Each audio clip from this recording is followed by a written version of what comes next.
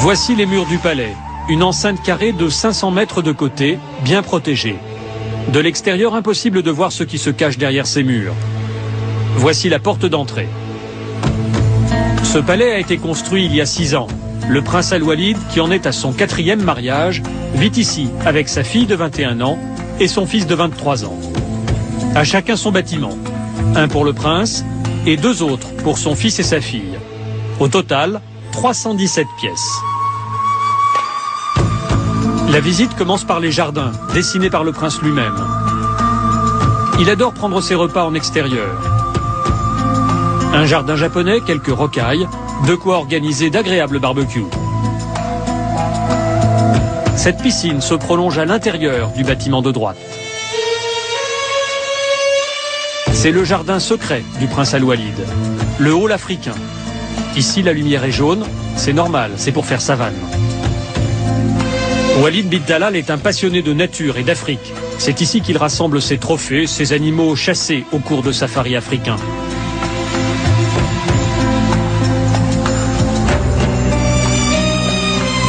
La visite continue par des couloirs souterrains. Tous les bâtiments sont reliés entre eux par un réseau en sous-sol. Il y fait plus frais.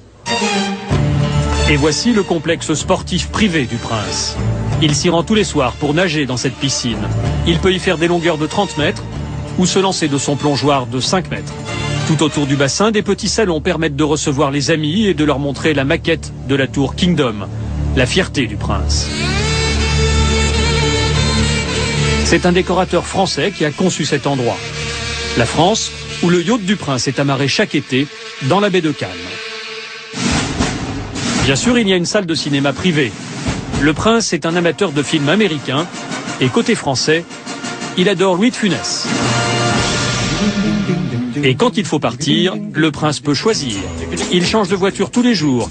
Des 4x4 qu'il possède chaque fois en double exemplaire, un pour lui et un pour ses gardes du corps.